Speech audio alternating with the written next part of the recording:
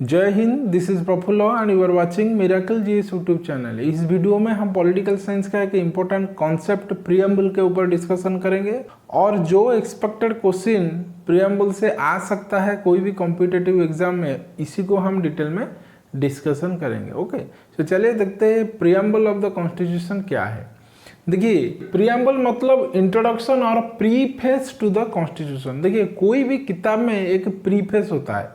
Okay, like that of the preface of a book, preamble is just like the preface of Indian Constitution. Okay, or it is otherwise called as a mirror of Indian Constitution. Okay, ये preamble देखते कैसा है और ये क्या है। देखिए, ये है preamble of Constitution of India, starting with "We the people of India having solemnly resolved to constitute India into a sovereign, socialistic, secular, democratic republic and to secure all its citizens like this." Okay, starting with "We the people of India." Okay, ये है preamble of the Constitution of India. Okay, then देखिए, ये जो preamble है ये क्या है। ये है objective resolution which was presented before constituent assembly bye Pandit Jawaharlal Nehru in the year 1946, that is 13th December. Okay, and ये जो objective resolution presented by Nehru, it was accepted in the Constituent Assembly on 22nd January 1947.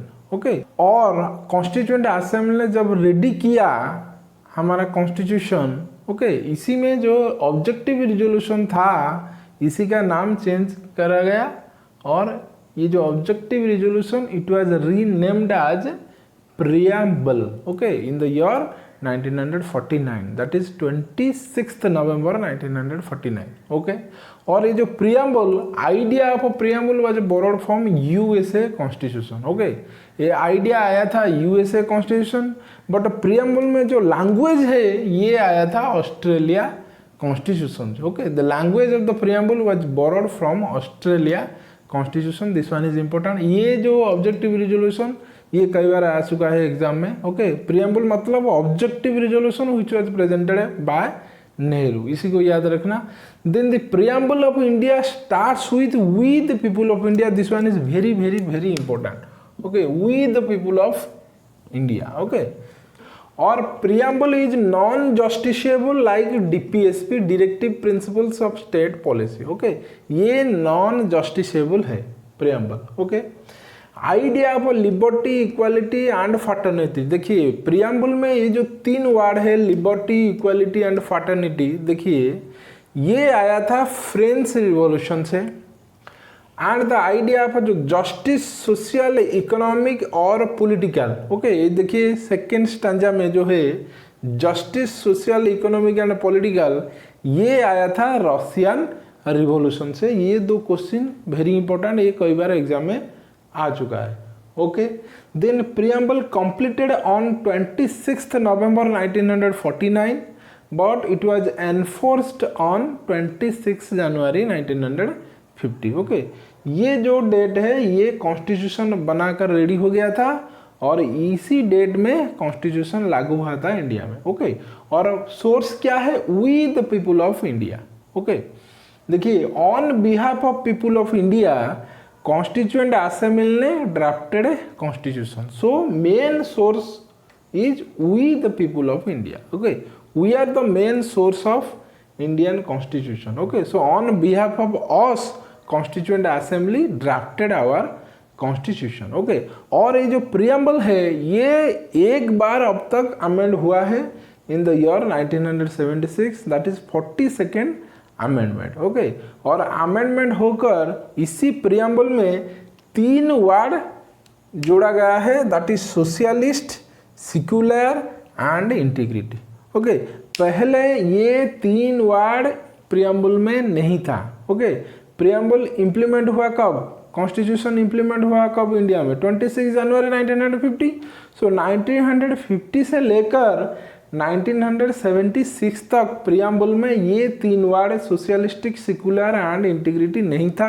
But in the year 1976 by 42nd amendment act ये तीन word socialistic, secular and integrity were added in our preamble. Okay, और ये भी change हुआ है, unity of the nation, okay, convert हुआ है unity and integrity of the nation. Okay, ये जो इंटीग्रिटी वर्ड ये इसी लाइन में ऐड हुआ है। पहले था यूनिटी ऑफ द नेशन, ये 42nd अमेंडमेंट में ये जो वर्ड इंटीग्रिटी ये यूनिट के बाद ऐड हुआ है, that is unity and integrity of the nation. Then nature of preamble क्या है?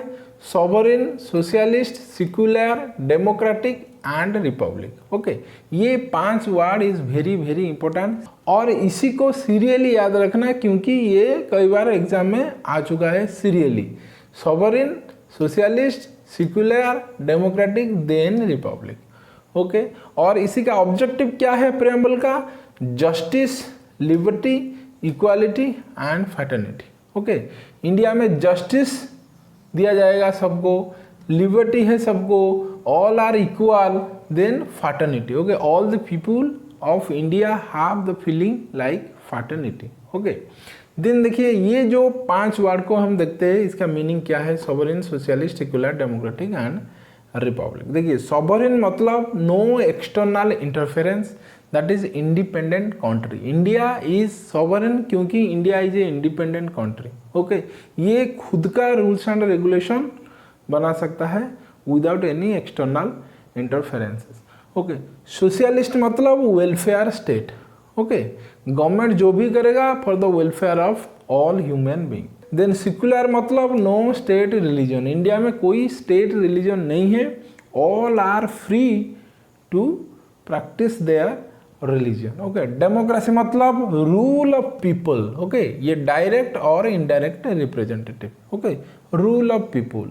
Okay, people select their representative and rule by them. Okay, देखिए गवर्नमेंट का जो हेड है सेंट्रल लेवल में जो हेड है prime minister and state government का जो हेड है chief minister, they are elected by people. Okay, so democratic मतलब रूल ऑफ पीपुल। ओके, यहाँ पर पीपुल का रूल चलता है। ओके, ये जो गवर्नमेंट है डेमोक्रेसी में ये of the people, by the people and for the people. देखिए रिपब्लिक मतलब head of the state is an elected one, not nominated. ये जो रिपब्लिक है ये opposite of kingship. Okay, republic मतलब head of the state that is president is an elected one, not nominated. Okay, जिस country में president head of the state is elected उसी country को हम कहेंगे रिपब्लिक कंट्री। सो रिपब्लिक मतलब head of the state is an elected one. Okay, देखिए ये 2 case को याद रखना, this one is very important, ये कई बार एग्जाम में आ चुका है। So for as preamble of Indian constitution is concern,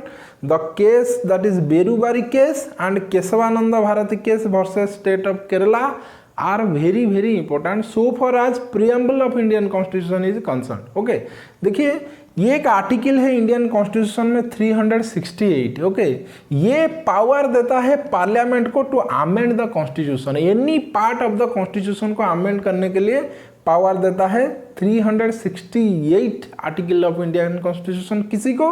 parliament को। That mean parliament can amend any part of the constitution according to 368 article of constitution of India.